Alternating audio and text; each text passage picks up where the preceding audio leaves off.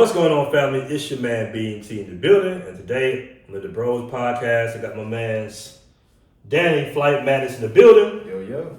Fresh out of China. Yes, all right. Sir. How's everything going with you today, bro? Pretty good, man. Enjoying a beautiful day over here in Thailand. After being in China, I live in a big city in China, so we got sky rises everywhere, car pollution. I'm over here really happy to enjoy the clean air and nature of Thailand. It's great. You know what's interesting, man? Like Thailand has like one of the a bad air pollution. I mean, I don't think it's here exactly where we at, but I think it's it's like one of the worst. Oh yeah. And so you say China's worse? China, it's gotten a lot better in the past 10 years. I've been in China for 10 years, so it was really terrible years ago when I first came to China. Like during the winter time, you gotta wear the air mask and shit? Yeah, you gotta wear the air mask. Like, it would be so dirty and polluted. You gotta buy a machine just to purify your home. You don't want to leave your windows open because it would get just pretty nasty. But things have improved a lot over the past 10 years, thankfully. And now it's just if I want some real fresh seafood, and that's my main time to come to China or come to Thailand. Okay. But today we're talking about the truth about the passport bros, all right? Why so many of us decide to leave the States, why we, asking out the West, because there's a lot of things about the passport bros that, are true for the most part. It has a lot to do with dating. I would say that's a large percentage of it. That's what went viral, these passport bros. Really, the women made it viral. Like, we was in our own space, then the women started complaining about the passport bros or talking ish. And then we had some haters, of course, from the dating coach side and everything like that. But it's other reasons why people are leaving America, bro. Right. Like, right now, you have, one of the biggest pushes for people getting their passports. Even though it's still maybe a small percentage of Americans that have their passports, it's like a big push. Like, at one point, and this is somewhat political because I think some of the political landscape is why people want to leave America too. But at one point, the office was backed up for people getting passports. I think everything's digitized now. But that's how people are getting out. Another way people are leaving the States is my first time in Thailand, bro. I did not see a lot of Americans here. Definitely didn't see that many brothers here. My first time. Now, granted, it was COVID.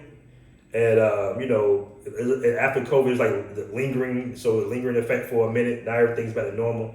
But I see a lot more Americans.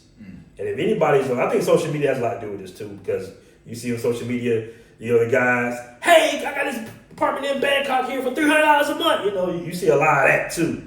But just in general, man, the West is just, I want to say, it's somewhat of a dying culture right now, bro. Like, people are not going out, people are not dating. I mean, the inflation is too high.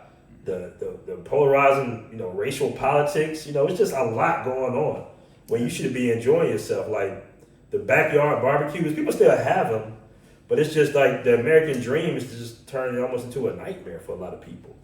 And it's not even race oriented. I'm just saying in general, when things are too expensive, when food is expensive, it just makes, you don't have enough disposable income to invest or to go out or to give time to relationships. Yeah. If you're working 60 hours a week, 70 hours a week, it's almost impossible to have a relationship, with someone. Right. You know what I mean? Yeah. Like, I was talking to one day a guy in the mall, and he was saying, hey, bro, you can easily pay $900 to $1,000 a month just on food. I'm just talking about just groceries, not even going out. If you move to Thailand or you move to Colombia, and in some cases even Brazil, in these countries, now the DR is expensive, but you would cut that food bill almost in half. Literally. Right. I was talking to my Thai friend, and she was like, "You're so lucky." I'm like, "What you mean?" She was just like, "Yo, in your currency, food is almost just $1. Like, street food is like $1." And I was like, "Yeah, street food is about $1. Be careful with that street food. I got food poisoning like yesterday too." Oh. Yeah, it actually wasn't technically street food. It was from a little restaurant. Yeah. But I had got some tom yum and just like this, you know what I'm saying? Right. But yeah, what you think about that though, man? Like, what are your thoughts about people that leaving the States and this passport bro thing just kind of becoming this global phenomenon now? Like, why I say global is because You got guys in the UK identify with being a passport bro. Mm-hmm. You got guys in, of course, America, but just all over. Like when I look at the analytics of the app, I see guys from, all over the world. Mm-hmm. Even in some cases in Asia, talking about their passport bros. I'm thinking like, damn, China, Mm-hmm. I mean, you think China people know about passport bros like over there? I mean, they do that. Like, for example, here in Thailand, there are a lot of Chinese guys who come over here. Mm-hmm. There are actually a lot of girls here, in Pattaya who their dad or their mom got pregnant by like a Chinese guy and he dipped out. There are a lot of girls here who are mixed with Chinese. So, in terms of branding passport bros, you definitely take a lot of, you're definitely a big force or the main guy who kind of put it on the map and made it like a thing. Like, this is something people can refer to. Before you started it, no one really knew. There wasn't really a word for this kind of thing. Right. There's always been guys who travel. I come from a military family, so it's pretty common for guys from the military to have a wife in another country or marry a foreign woman. But it wasn't really a brand of okay, this is a lifestyle that guys have. There wasn't that until you came up with Passport Bro. So you're kind of really responsible for the big branding of it and the whole international wave.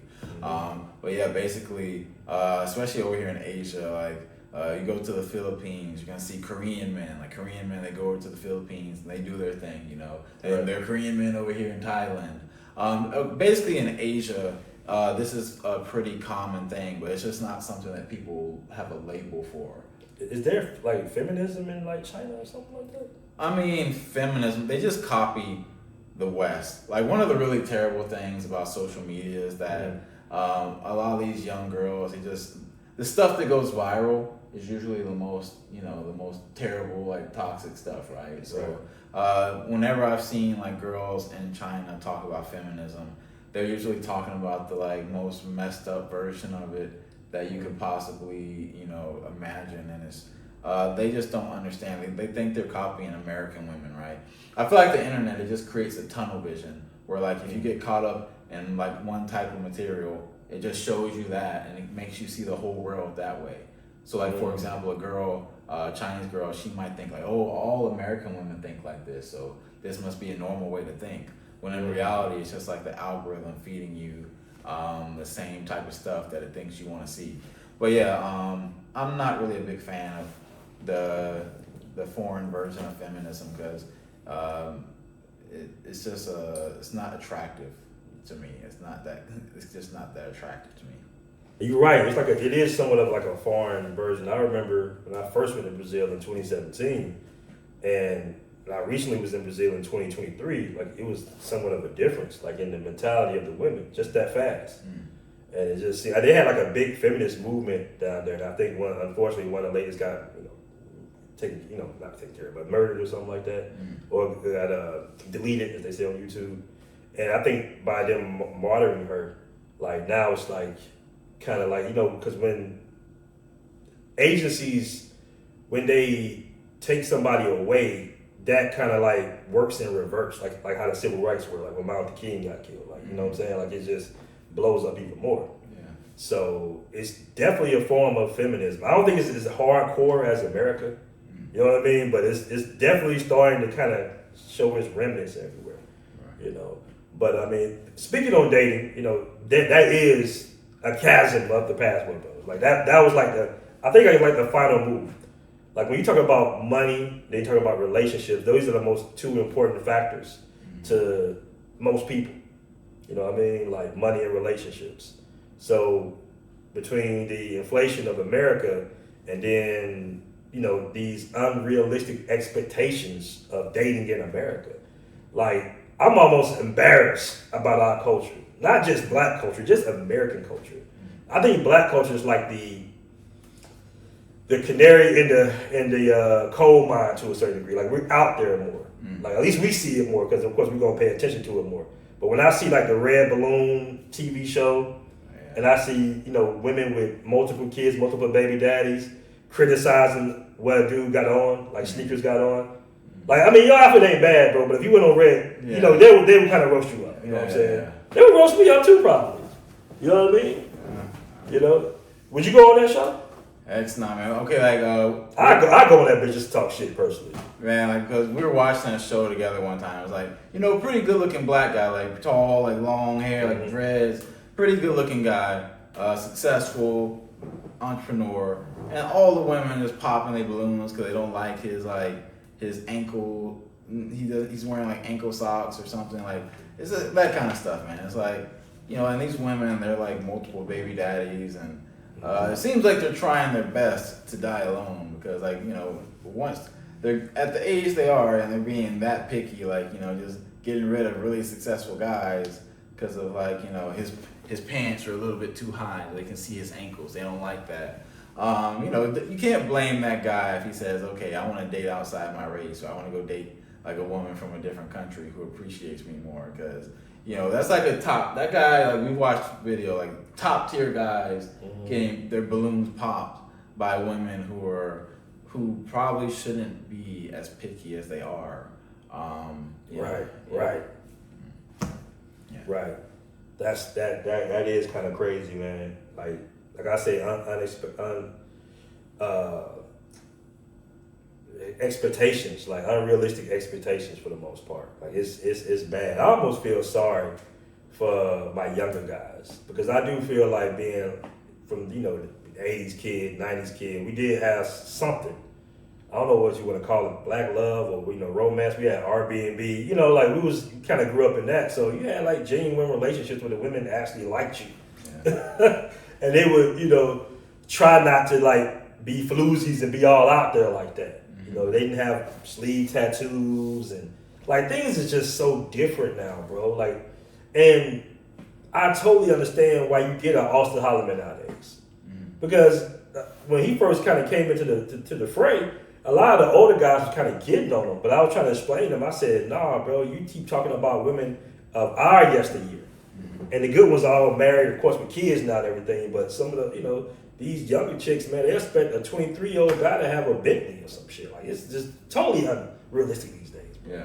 You know what I mean? Like, it's just all over the place, the dating in America. So, you know, I know you mentioned earlier that you think that, you know, guys should maybe like live a little bit of life before they come out the States. You know what I'm saying? Because they can be somewhat tainted to a certain degree when they come to like Thailand and stuff. And I kind of feel you on that. Yeah. You know what I mean? Like, I see guys that, let's say I see, you know, dads that take their sons to Sasua or something. And I'd be like, I don't know if I would have hit my son this early in this. You know what I'm saying? Like, he ain't going to be right when when he see all this shit that be going on overseas. Like, it's a different world overseas. Yeah. You know, especially in these countries, it's a whole different planet. Definitely. I definitely highly recommend, like, okay, I don't, like, if you're a young guy, I definitely, going overseas at a young age is good for you. But you got to be careful about the kind of country you choose, right? Like, I don't think it's good for a young guy who doesn't have any dating experience.